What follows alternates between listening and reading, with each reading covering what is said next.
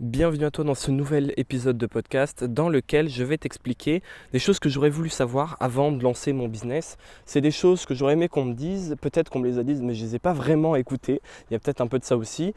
Je vais te donner 3-4 choses qui sont vraiment hyper importantes pour moi et si jamais demain il y a quelqu'un qui vient me voir et qui me dit Louis, j'ai envie de me lancer dans le business en ligne, j'y connais rien, j'en suis à mes tout débuts, je suis vraiment grand débutant, quels seraient les 2-3 meilleurs conseils que tu puisses me donner? C'est ceux que je vais te donner aujourd'hui en fait, c'est tout simplement ceux que je vais te donner aujourd'hui. Encore une fois, j'enregistre cet épisode dans le parc de la ville où je me situe en ce moment, un petit parc, donc on va faire ça en plein air pour les Parisiens. Je sais que ça vous fait du bien quand vous entendez des oiseaux de temps en temps derrière. Donc ça, c'est dit. On va pouvoir passer à la première chose qui est hyper importante. Globalement, je vais te donner 4 conseils. 4 conseils que vraiment je donnerai en tout premier si jamais mon petit cousin venait me voir et qui me disait voilà, j'ai arrêté l'école, j'ai tout quitté dans ma vie, je dois vivre de mon business dans 3 mois, 6 mois. Qu'est-ce que tu me donnes comme conseil ? Ce n'est pas forcément les conseils les plus pratico-pratiques, mais tu le sais déjà dans les podcasts, je t'aide à comprendre le business en ligne dans son ensemble, comprendre comment ça marche. Ce n'est pas forcément des petites astuces, pas forcément des petites méthodes, c'est surtout quelque chose qui va te permettre de prendre un maximum de recul et comprendre véritablement comment fonctionne le business en ligne. Parce que même si c'est moins concret, je t'assure que c'est comme ça que tu auras les résultats que tu veux avec ton business. Donc, la première chose que j'aurais voulu savoir avant de lancer mon business en ligne, c'est l'importance du focus. Le focus ou l'attention, le rôle qu'a le fait d'être capable, d'avoir la capacité à se concentrer, à déployer toute son attention, à diriger plutôt toute son attention vers une seule et unique chose à la fois. C'est ça que j'appelle le focus. J'ai fait un podcast entier qui s'appelle, je crois, Comment booster ton focus, où je t'explique exactement étape par étape comment tu peux faire pour le développer. Je ne sais pas si celui que j'enregistre maintenant sortira avant ou après, j'en sais rien. Toujours est-il qu'il sortira sur la chaîne, sur Spotify et sur Apple Podcasts comme tous les podcasts que je fais. Mais le focus, c'est ça, c'est la capacité à diriger son attention et toute son énergie et toute sa capacité de travail surtout sur une seule et même tâche. Et encore une fois, ça va agir à plusieurs échelles. C'est-à-dire que le focus, c'est pas que être capable de s'asseoir à son bureau ou face à son ordinateur et de bosser sans être distrait. C'est aussi être capable d'être focus sur son business et de rejeter tous les autres projets. C'est aussi être capable d'être focus sur un objectif à long terme, à très long terme même. C'est un mélange de tout ça en fait. Et moi, je savais que c'était important d'être concentré. Je veux dire, qui ne comprend pas la phrase « c'est important d'être concentré » ou « c'est important d'être sérieux », ce qu'on peut appeler studieux dans le cadre scolaire. Je savais que oui, ça existe, je sais que c'est important, mais je n'avais pas réalisé à quel point c'est pas important, c'est primordial dans le business en ligne. Pourquoi c'est primordial dans le business en ligne ? Parce que sur Internet, on a énormément d'infos et on peut très vite se perdre. Encore une fois, à plusieurs échelles. Rien que quand tu vas sur YouTube pour te former ou même quand tu vas acheter une formation pour te former, il y en a des centaines, Donc tu peux t'éparpiller et donner un petit peu d'attention, un petit peu de focus à plein de formations différentes et au final, tu vas en finir aucune vraiment à fond et tu vas en appliquer aucune. Ça, c'est un exemple de focus qui est éparpillé. Quand tu veux te développer sans les formations en regardant des vidéos YouTube, même si c'est beaucoup plus long qu'avec les formations, tu peux le faire ou juste pour apprendre des choses sans vraiment te former sur un sujet précis. C'est pareil, des vidéos YouTube, tu en as des tonnes qui parlent de tout et de n'importe quoi. Quand tu vas vouloir chercher un moyen de gagner ta vie sur Internet, encore une fois, c'est la même chose. Tu peux gagner ta vie sur Internet de dizaines et de dizaines de façons différentes. Et le problème avec tout ça, c'est quoi ? C'est que notre focus va être éparpillé dans tous les sens. Je ne te parle même pas de la vie de tous les jours, du fait que ton téléphone t'envoie des notifications tout le temps, du fait que quand tu marches dans la rue, il y a des bruits partout, il y a des affiches qui sont faites, qui sont créées, designées pour attirer ton attention. Je ne te parle même pas de tout ça. Je te parle juste d'un point de vue business en ligne. Tu peux être éparpillé. Concrètement, qu'est-ce que je vois le plus souvent ? Ce que je vois le plus souvent, c'est quelqu'un qui veut monter 2 business à la fois, qui se dit ok, je vais faire un blog sur ça, une chaîne YouTube sur une autre thématique et un compte Instagram sur une 3e thématique. Non, arrête. Monter un business, c'est assez de boulot pour travailler dessus à plein temps pendant des années. Tu n'as pas besoin d'en faire plusieurs à la fois. Si tu fais ça, qu'est-ce qui va se passer ? Ton énergie dans la journée, ton focus dans la journée, si tu veux, tu as un petit peu une dose de focus maximum que tu vas épuiser et à la fin de la journée, tu n'en as plus, il faut que tu ailles te coucher et le lendemain, tu as une nouvelle dose. C'est un petit peu comme ça que ça fonctionne très grossièrement pour que tu comprennes. Si tu as 3 business, si tu as 3 projets en même temps dans ta vie, qu'est-ce qui va se passer ? En fait, tu vas juste éparpiller ton focus sur plusieurs projets. Tu vas juste gaspiller un petit peu dans tous les sens ton énergie et tu ne vas pas vraiment avancer. Tu vas avancer un petit peu sur chaque projet, mais il n'y a pas un projet qui va vraiment décoller et qui va aller beaucoup plus loin que les autres. Alors toi, ce que tu veux, c'est pas forcément avancer un petit peu partout, c'est avoir un projet qui va hyper loin. Un projet qui te permette de gagner ta vie sur Internet. Un projet qui te permette d'atteindre les objectifs que tu t'es fixés. Et pour faire ça, moi je te le dis, il faut que tu sois focus sur un seul et même business. Alors ça ne veut pas dire que tu ne peux pas monter une chaîne YouTube et un compte Instagram en même temps. Je te dis juste qu'il faut que ça soit autour du même business, autour du même projet, autour du même objectif, avec la même stratégie de contenu. Il faut que ça soit un seul et unique projet. Ça, c'est juste dans le cadre du business en ligne. Encore une fois, toute ta vie, ce n'est pas le business en ligne. Peut-être que tu as des projets sportifs, peut-être que tu as des projets professionnels, peut-être que tu as des projets scolaires. Il y a aussi tout ça qui rentre en compte. Donc, ce qu'il faut vraiment que tu comprennes, et ce que j'aurais vraiment aimé savoir, c'est l'importance du focus. Aujourd'hui, je suis hyper focus. Je fais hyper gaffe à la manière dont je dépense mon énergie, à la manière dont je dépense mon attention. Quand je vois des gens, je fais gaffe à ne pas perdre mon temps avec des gens qui ne m'apportent rien dans ma vie.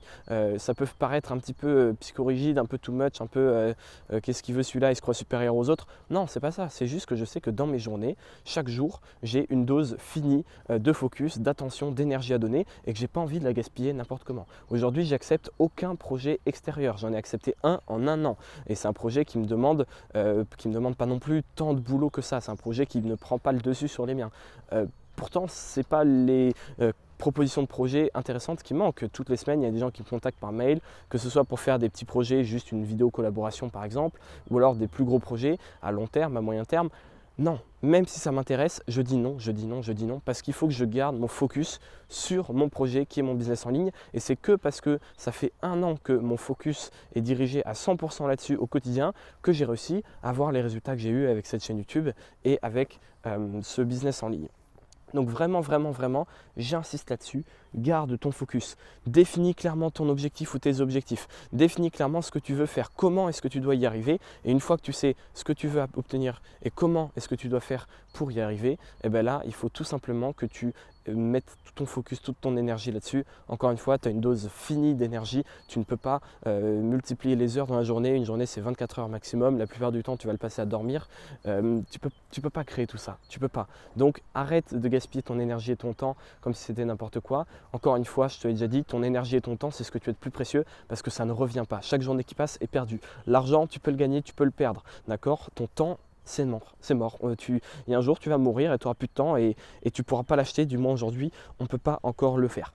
Donc ça, c'était la première chose. J'aurais vraiment aimé comprendre plutôt l'importance du focus. La deuxième chose que j'aurais aimé savoir, c'est qu'il faut passer à l'action.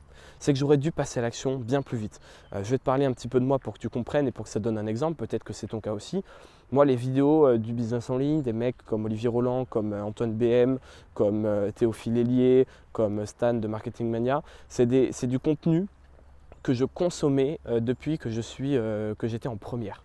Quand j'étais en première au lycée, en terminale, je consommais ce contenu-là, je commençais même à lire des bouquins. Le problème, c'est que je ne passais pas à l'action. Et il y a un moment, toute la théorie du monde vaut pas un bon vieux passage à l'action parce que c'est comme ça que tu vas apprendre. Aujourd'hui, pourquoi est-ce que je suis bon en vente? Pourquoi est-ce que je suis bon en communication? Pourquoi est-ce que je suis bon quand je fais des vidéos? Pourquoi est-ce que j'arrive à faire ce podcast facilement? Mes notes pour ce podcast, c'est 5 lignes, c'est tout, 5 tirés, les noms des conseils que j'aurais aimé avoir et c'est tout, il n'y a rien de plus. Comment est-ce que j'arrive à improviser comme ça? Parce que je suis passé à l'action. J'aurais pu lire tous les livres du monde, regarder toutes les vidéos YouTube du monde, lire tous les articles de blog du monde, me faire coacher autant que je veux sur la création de contenu. Ce qui m'a appris le plus, c'est de créer du contenu. Et ça, c'est pareil pour tout. C'est pareil pour tout, tu le sais sûrement. Moi, c'est un des grands trucs que je reproche à l'école en France aujourd'hui, c'est que c'est extrêmement théorique et absolument rien de pratique.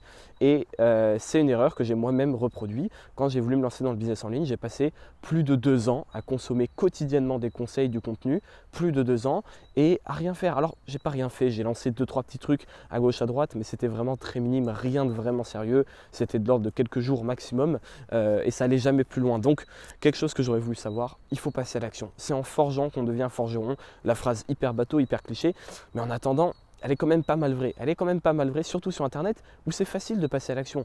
N'importe qui peut sortir le téléphone de sa poche et commencer à faire un podcast. N'importe qui peut sortir le téléphone de sa poche et commencer à faire des vidéos YouTube. C'est vraiment pas compliqué, c'est donné à tout le monde. Tu n'as même pas besoin d'avoir d'ordinateur. Il y a des gens qui font des chaînes YouTube entièrement sur leur téléphone. Tu peux faire le montage sur ton téléphone et avec une chaîne YouTube, tu peux toucher… techniquement, tu peux toucher des millions de personnes. Tu peux avoir des business entiers qui tournent uniquement sur ton téléphone. T'as pas d'excuse pour ne pas passer à l'action. Et il faut le faire parce que rien qu'en créant qu'une seule ou 2 vidéos, tu vas progresser beaucoup plus qu'en lisant des heures et des heures et des heures de bouquins. qui t'explique comment faire des vidéos par exemple. Et ça c'est pareil pour toutes les thématiques.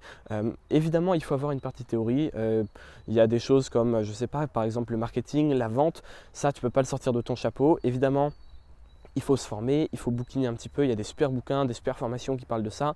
Il faut se former sur la théorie, mais il y a un moment, tout ce que tu as appris, il faut le mettre en pratique, sinon ça ne sert à rien. Le but, c'est pas d'avoir le plus de connaissances dans son cerveau, le but, c'est de savoir les utiliser avec ses mains, de savoir en faire quelque chose de ces connaissances.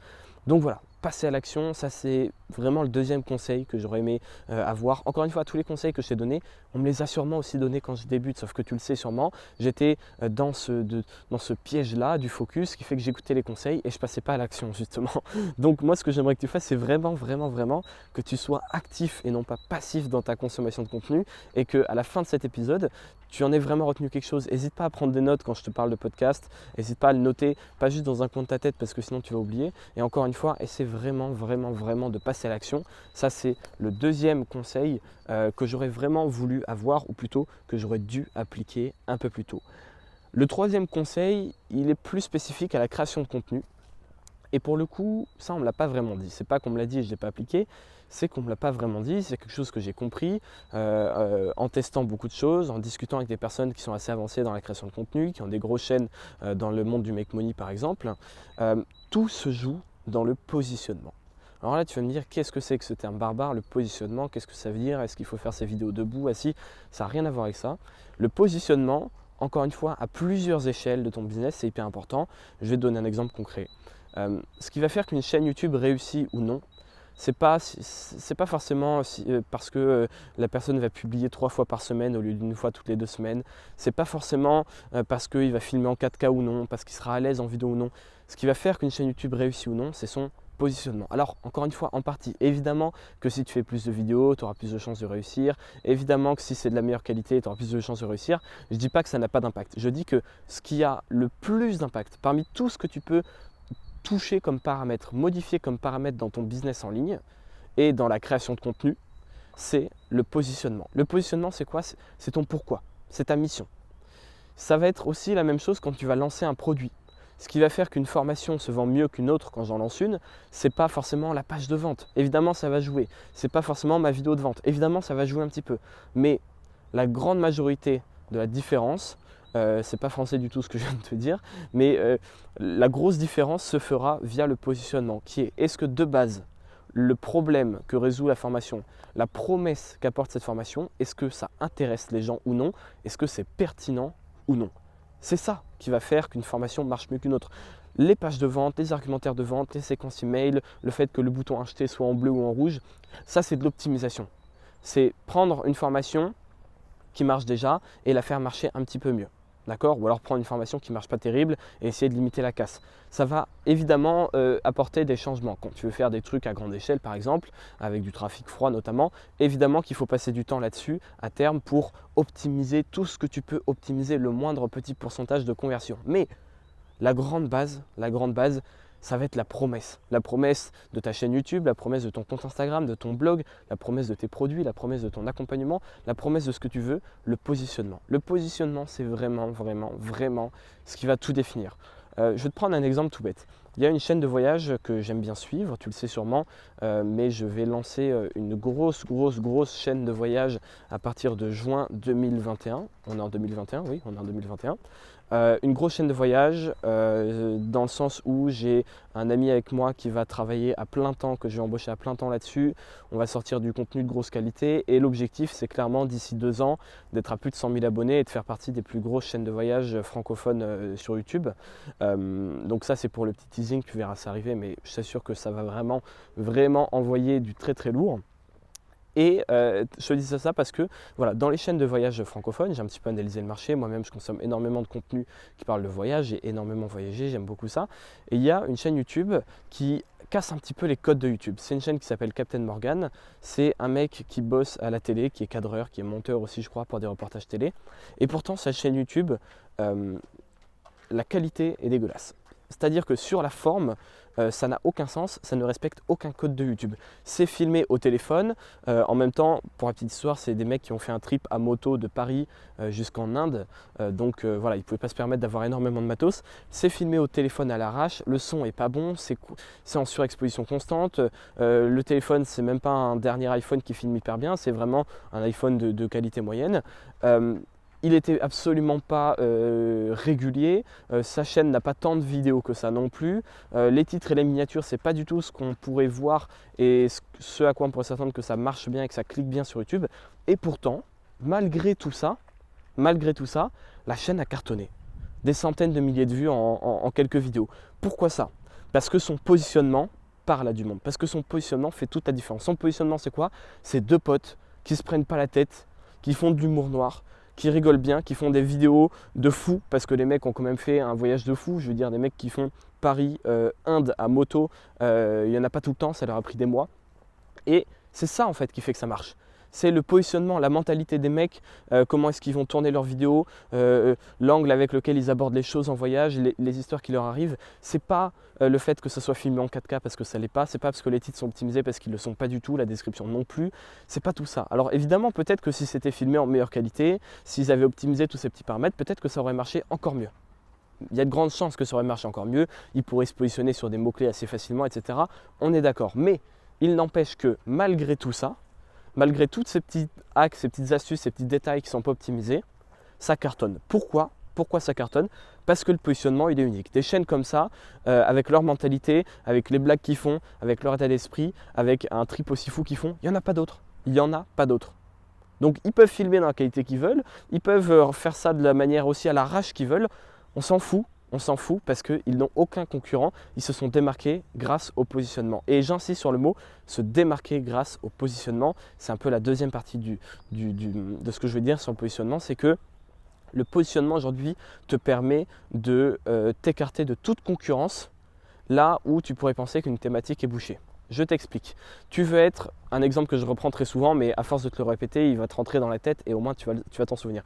Si tu veux être coach sportif sur Instagram, des comptes Instagram de coach sportif, mais il y en a à l'appel, il y en a des centaines de milliards. Sans exagérer, je pense qu'il y a au moins 300 milliards de comptes Instagram qui veulent être coach sportif. Maintenant, si tu dis, ok, moi je veux être coach sportif pour les femmes enceintes, et bien là tout d'un coup, tu passes de je ne sais pas combien de milliers de concurrents en France à un ou deux concurrents, voire même aucun concurrent, et tu es tout seul. Alors ok, ton cercle potentiel d'audience et de clients sera plus petit parce que c'est que des femmes enceintes. Ok, ça concerne beaucoup moins de monde. Mais en attendant, avec ton positionnement, tu t'es démarqué. Et je t'assure que si tu fais ça, peut-être que tes photos, elles ne seront pas de la meilleure qualité possible. Peut-être que tu n'es pas le coach avec le plus de diplômes, avec les plus gros muscles. Tu n'es peut-être pas non plus le meilleur en vente. Mais en attendant, les personnes qui sont dans ta clientèle, à savoir les femmes enceintes, elles viendront te voir toi et pas les autres. Pourquoi? Parce que tu t'adresses à elles précisément et parce que grâce à ton positionnement, tu t'es démarqué. Donc ça, c'est deux exemples un petit peu, la chaîne de voyage et ce compte Instagram, qui, je l'espère, vont te faire comprendre que le positionnement, c'est vraiment primordial. Pour la petite histoire, moi, ma chaîne YouTube, quand j'ai commencé, je m'appelais, je crois, sur YouTube, Louis Laborde, étudiant indépendant.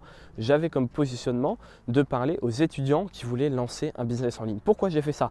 Moi, je m'en fiche d'aider les étudiants plus que d'autres. J'ai fait ça parce que c'était un positionnement dans le make money qui n'était pas pris. Et en plus, j'étais assez jeune, donc je pouvais leur parler assez facilement.